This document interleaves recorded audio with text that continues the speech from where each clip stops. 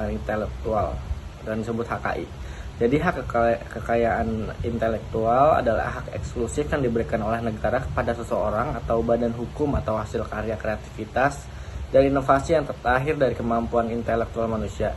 Jadi HKI ini memberikan perlindungan hukum sehingga pemilik hak dapat memperoleh manfaat ekonomi dari hasil ciptaannya serta mencegah penggunaan tanpa izin oleh pihak lain. Nah, ruang lingkup HKI itu meliput seperti hak cipta paten, merek, desain, industri, dan rahasia dagang. Dalam dunia bisnis modern, HKI menjadi aset yang sangat penting karena dapat meningkatkan daya saing perusahaan, melindungi inovasi dari peniruan, mendorong investasi, serta memberikan nilai ekonomi yang besar bagi pemerintah. Selanjutnya ada rahasia dagang sebagai bagian dari HKI. Jadi rahasia dagang adalah informasi di bidang teknologi atau bisnis yang tidak diketahui oleh umum, mempunyai nilai ekonomi karena berguna dalam kegiatan usaha dan dijaga kerahasiaannya oleh pemiliknya. Jadi perlindungan rahasia dagang bertujuan untuk menjaga keunggulan kompetitif perusahaan dalam persaingan bisnis. Ciri-ciri rahasia dagang itu bersifat rahasia dan tidak diketahui oleh masyarakat. Yang kedua, memiliki nilai ekonomi atau komersial bagi perusahaan, dan yang terakhir dijaga secara aktif melalui berbagai langkah pengamanan oleh pemiliknya. Dan contoh rahasia dagang itu seperti resep atau formula produk, ada metode produksi dan teknik pengolahan, strategi pemasaran dan promosi, dan yang terakhir data pelanggan dan strategi bisnis perusahaan. Adapun perbedaan rahasia dagang dan paten. Meskipun sama-sama termasuk HKI, rahasia dagang dan paten memiliki karakteristik yang berbeda. Paten memberikan perlindungan terhadap suatu invensi yang harus diumumkan kepada publik dan memiliki jangka waktu perlindungan terbatas, umumnya selama 20 tahun. Jadi setelah masa perlindungan berakhir, invensi tersebut dapat digunakan oleh masyarakat. Sebaliknya, rahasia dagang tidak memerlukan pendaftaran dan tidak harus diumumkan kepada publik. Perlindungannya dapat berlangsung tanpa batas waktu selama informasi tersebut tetap dirahasiakan dan memiliki nilai ekonomi. Oleh karena itu, banyak perusahaan memilih rahasia dagang untuk melindungi informasi bisnis yang sulit ditiru dan menjadi sumber keunggulan kompetitif jangka panjang. Oke, selanjutnya ada dasar hukum rahasia dagang di Indonesia. Dasar utamanya itu mengatur bahwa perlindungan rahasia dagang di Indonesia ini ada di Undang-Undang Nomor 30 Tahun 2000 tentang rahasia dagang. Dalam pasal 1 itu dijelaskan bahwa rahasia dagang ini merupakan informasi di bidang teknologi atau bisnis yang tidak diketahui oleh umum. Nah, rahasia ini juga memiliki nilai ekonomi dan dijaga kerahasiaannya oleh pemiliknya. Selanjutnya yaitu ada di pasal 3 yang menegaskan bahwa perlindungan hukum diberikan apabila informasi tersebut bersifat rahasia, bernilai ekonomi, dan dijaga secara aktif. Selain itu juga pasal 13 dan 14 melarang bahwa setiap orang memperoleh atau menggunakan atau mengungkapkan rahasia dagang tanpa hak. Selain itu ada UU Rahasia Dagang, terdapat regulasi pendukungnya seperti Undang-Undang Nomor 5 Tahun 1999 yang berkaitan dengan persaingan usaha sehat, atau Undang-Undang ITE yang relevan terhadap perlindungan informasi di era digital, serta TRIPS Agreement pasal 39 yang menjadi dasar perlindungan rahasia dagang dalam lingkup nasional. Oke, slide selanjutnya kita akan membahas sanksi pelanggaran rahasia dagang yang diatur oleh hukum nasional. Perlindungan rahasia dagang diakui oleh hukum internasional melalui TRIPS. Pada pasal 39 TRIPS mengatur bahwa negara anggota WOT wajib memberikan perlindungan terhadap informasi yang bersifat rahasia, memiliki nilai ekonomi, dan dijaga kerahasiaannya oleh pemilik. Nah, di Indonesia ini sanksi terhadap pelanggaran rahasia dagang juga diatur pada pasal 17 Undang-Undang 30 tahun 2000, yang dimana pelaku dengan sengaja melanggar rahasia dagang dapat dikenakan sanksi penjara paling lama yaitu 2 tahun dengan denda sebanyak 300 juta rupiah. Selain itu juga sang pemilik rahasia dagang juga dapat menuntut ganti rugi melalui jalur perdata apabila mengalami kerugian akibat pelanggaran tersebut. Jika kita bandingkan antara Amerika Serikat, pelindungan rahasia dagangnya itu di sana diatur melalui Defense Trade Treaty ACT atau DTSA tahun 2016. Nah, di mana regulasi tersebut memberikan perlindungan yang lebih luas, termasuk gugatan perdata yang lebih kuat dan tindakan hukum untuk mencegah penyebaran informasi rahasia. Nah, meskipun demikian, baik di Indonesia maupun di Amerika Serikat, pelindungan rahasia dagang tetap bergantung pada kemampuan pemilik yang dapat menjaga kerahasiaan informasi tersebut. Baik, selanjutnya adalah contoh kasus rahasia dagang. Nah, kalau bicara soal rahasia dagang, salah satu contoh yang paling terkenal itu adalah resep ayam goreng KFC yang dibuat oleh Kolonel Harlan Sanders sekitar tahun 1940-an. Nah, resep ini itu terkenal karena disebut menggunakan 11 bumbu dan rempah rahasia yang menjadi ciri khas dari KFC. Nah, menariknya resep ini tidak dipatenkan karena paten itu mengharuskan isi formula harus dibuka ke publik dan perlindungannya terbatas waktu. Oleh karena itu, KFC memilih melindunginya sebagai rahasia dagang agar tetap bernilai selama tidak diketahui oleh publik.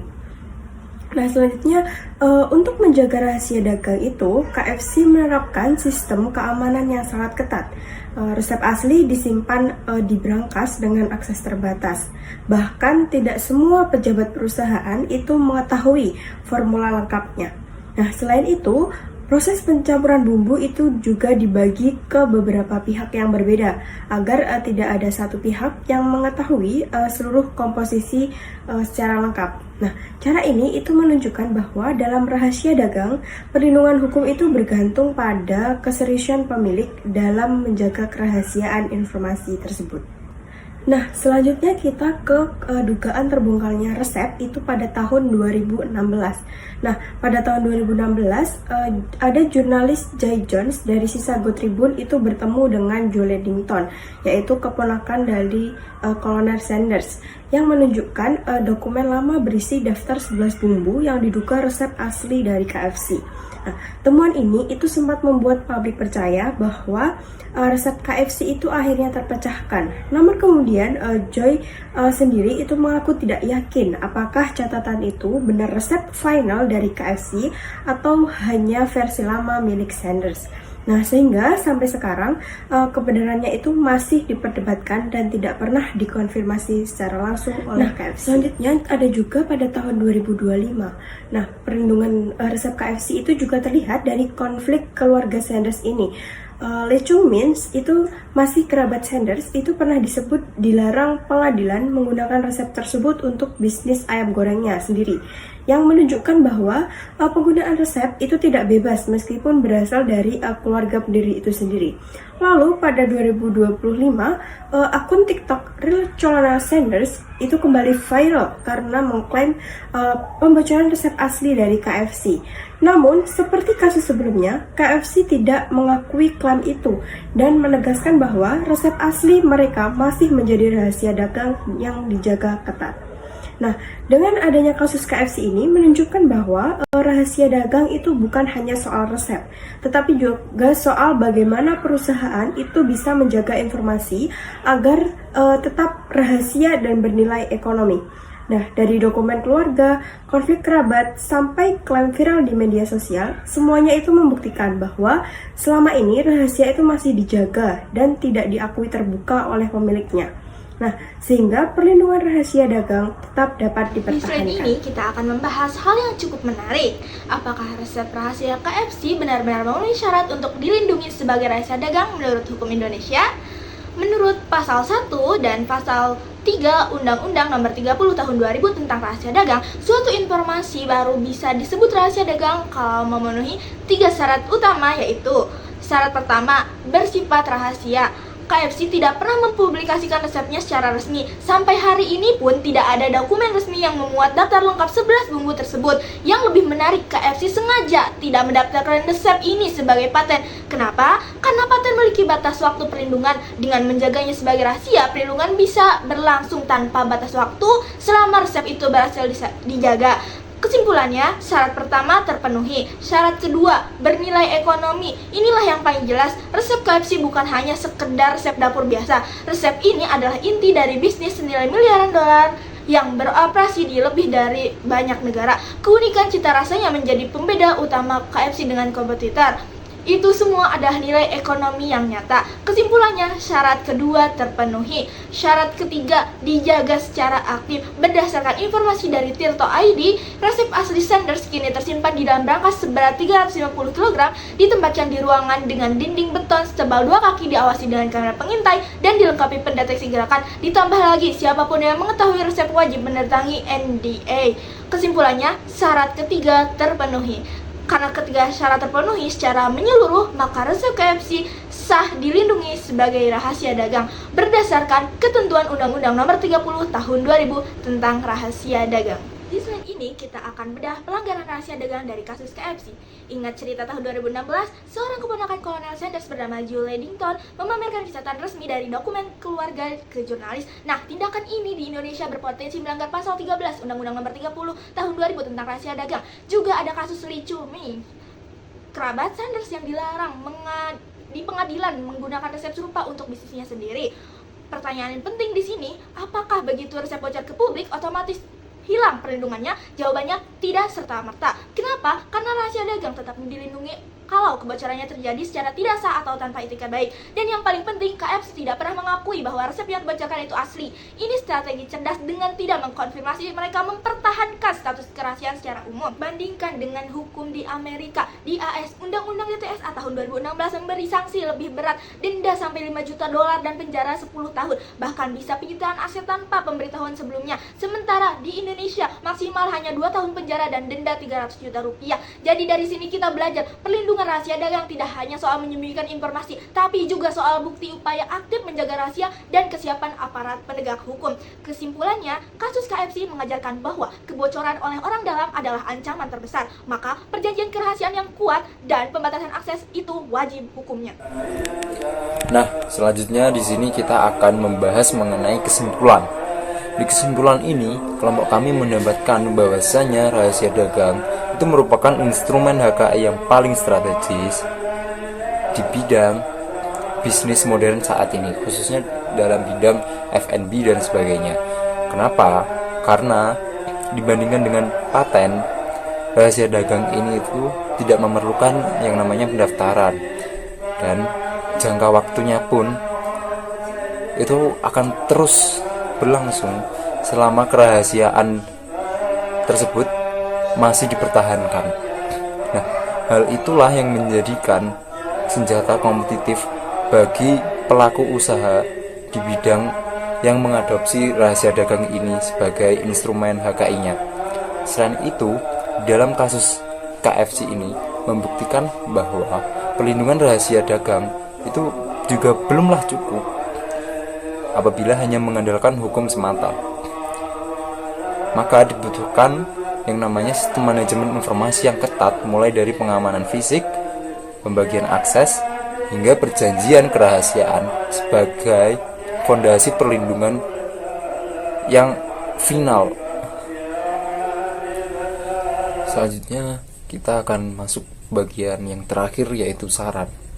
Kelompok kami menyarankan, khususnya untuk pelaku usaha, yaitu mereka harus membuat yang namanya non-disclosure agreement atau NDA bagi seluruh pihak yang memiliki akses terhadap informasi yang dirahasiakan.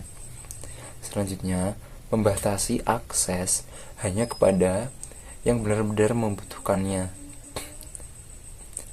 Lalu, mendokumentasikan seluruh langkah perlindungan sebagai bukti hukum apabila terjadi sengketa di kemudian harinya.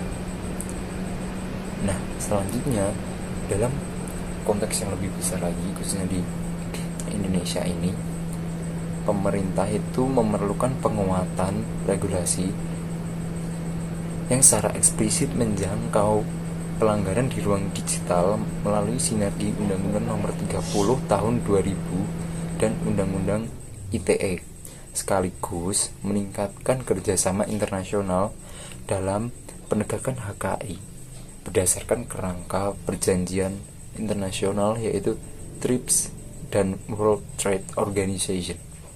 Sekian presentasi dari kami, dan bagian saran ini merupakan penutup presentasi dari kelompok kami. Apabila ada kurang lebihnya mohon dimaafkan.